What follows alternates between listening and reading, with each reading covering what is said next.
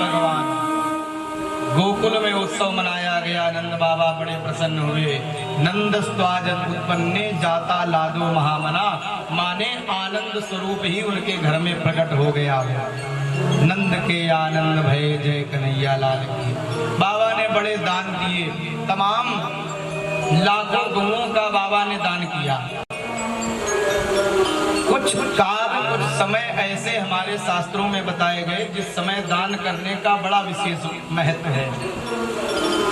जैसे ग्रहण काल जब होता है, सूर्य ग्रहण चंद्र ग्रहण जब पड़ता है और जब मोक्ष होता है, उस समय जो हम दान करते हैं वो बड़ा विशेष दान माना जाता है। बालक का जिस समय जन्म होता है और बालक का नालो छेदन ना हो पाए, जन्म होने के बाद में नाल ना काटा जाए, उतने काल में उतनी देर में जो भी हम दान कर देते हैं वो अक्षय हो जाता है, माने हमेशा बढ़ता ही रहता है, समाप्त नहीं होता कभी। अक्षय तृतीया का पर्व आता है। ऐसे कई सारे विशेष पर्व समय बताए गए। वैसे भी दान का अपना महत्व है।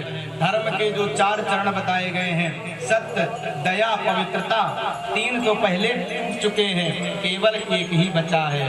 धर्म रूपी बैल एक ही पैर पे खड़ा है। कौन? प्रगट 4 पद धर्म के, कलिमा एक प्रधान। एन केन विधि दीन है, दान करे कल्याण। कैसे भी हो हमारे द्वारा दान हो जाए। दान के भी बड़े स्वरूप हैं। वो चाहे ज्ञान का हो, वस्त्र का हो, अन्न का हो, जल का हो, धन का हो, किसी भी सामग्री का हो।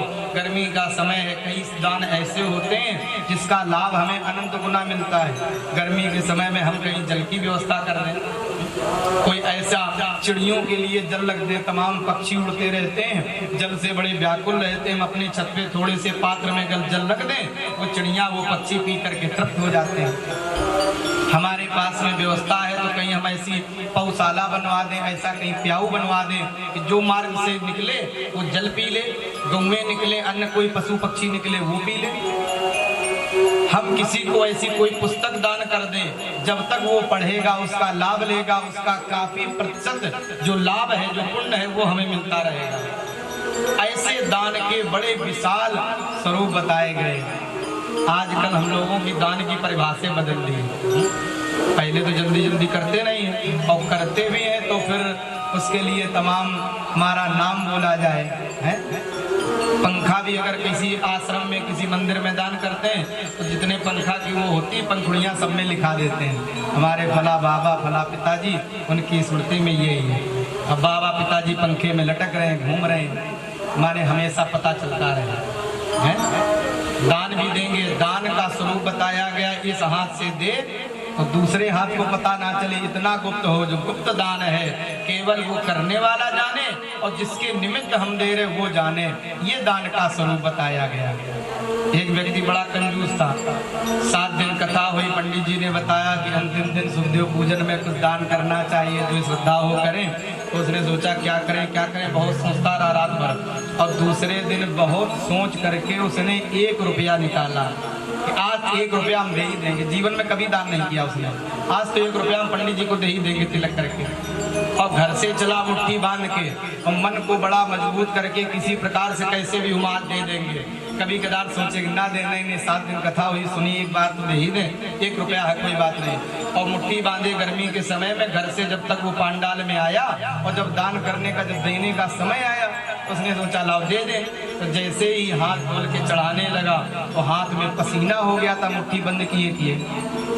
तो पैसे को देख के बोला, अच्छा तुम भी हमसे बड़ा प्रेम करते हो, हमसे बिछुड़ रहे हो तो रो रहे हो, आंसू आ रहे हैं, हमें छोड़ना नहीं चाहते तो इसका मतलब कोई बात नहीं, तुम हमें छोड़ के ना जाओ, हमसे भी तुम्हारा बड़ा प्रेम है और हम भी तुमसे बड़ा प्रेम करते हैं। फिर उसने जेब में रख लिया।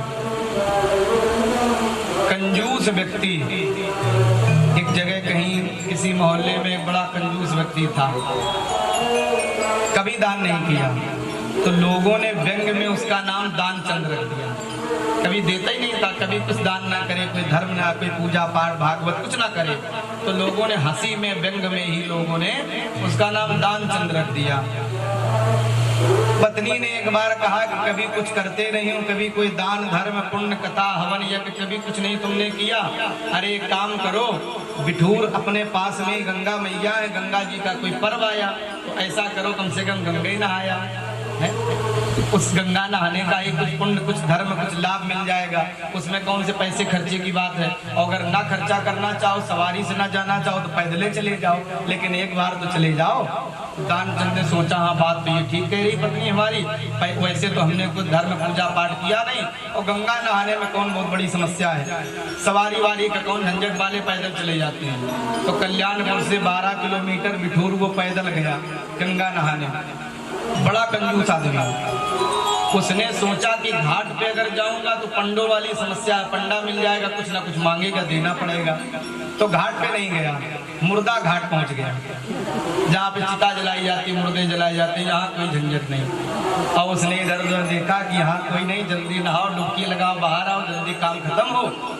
और कपड़े उतार के जैसे गया और जैसे उसने गंगा जी में डुबकी लगाई तो भगवान ने सोचा कि बड़ा कंजूस व्यक्ति है, बड़ा वैसा है, तो भगवान को थोड़ा विनोद सूझा। भगवान ने कहा लाओ थोड़ा इसके साथ व्यंग करे, कुछ इससे छकाएं, कुछ करे।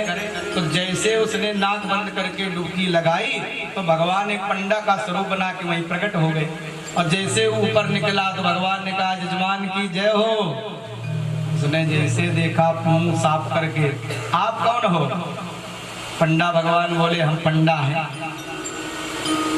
अब बड़ा घबराया, मुर्दा घाट भी नहीं छोड़ा, यहाँ भी चले आए।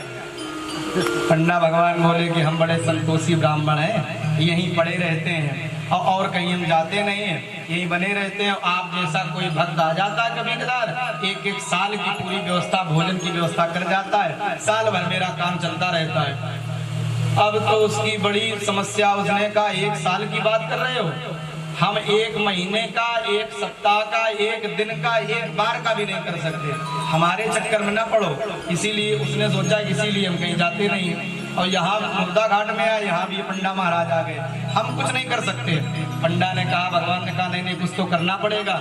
गंगा जी में अगर कोई आया, स्नान किया, स्नान का फल तभी जब कुछ दान करे, कुछ करना पड़ेगा, जो तुम्हारी श्रद्धा वही कर दो। इसने सोचा अब ये पीछा कैसे छुड़ाए, तो उसने दानचंद ने कहा कि ऐसा है, ठीक है हम दान करते हैं। कितना? 1 धेला, पहले का समय था धेला चलता था, 1 धेला दूंगा लेकिन उधार है, अभी नहीं मेरे पास है, फिर दोबारा कभी चक्कर लगेगा, कभी आएंगे तो उधार तुम्हें हम दान करते हैं। पंडा भगवान बोले ठीक, कोई बात नहीं, उधार से ही। स्नान किया, कपड़ा वपड़ा पहने, वापस आया, 12 किलोमीटर पैदल गया, 12 किलोमीटर पैदल वापस आया, दोपहर हो गई, थक गया, आकर के घर में सो गया, विश्राम करने लगा, थोड़ा आराम कर ले फिर देखा जाएगा। और थोड़ा लेटा ही था, थोड़ा समय 5-10 मिनट बीता, तब तक आवाज आई, जजमान की जय हो। पत्नी बाहर आई, आप कौन? हम पंडा हैं, बिठूर से आए हैं, हमारे यजमान आपके जो पति घर के मालिक हैं वो दान करने को कराए थे, संकल्प कराए थे उधार, वही लेने आए हैं। पत्नी अंदर आई, किसी को पंडे को कुछ देने को कह आए थे, कुछ संकल्प कराए थे, कुछ दान दक्षिणा, तो क्या हुआ? हाँ कहे तो आए थे, आ गए, बाहर हैं, आ गया इतनी जल्दी। अब उसको बड़ी समस्या लगे कि बताओ अभी तो हम घर पहुंचे, इतनी जल्दी आ गया। दानचंद बोला ऐसा है कि उससे कह दो जाके कि यजमान इस समय बीमार है, तबीयत नहीं ठीक। पत्नी ने आकर के बाहर कहा, महाराज, पंडा महाराज जी, वो आपके यजमान इस समय बीमार है, काफी दूर चल के आए, कुछ तबीयत ठीक नहीं है।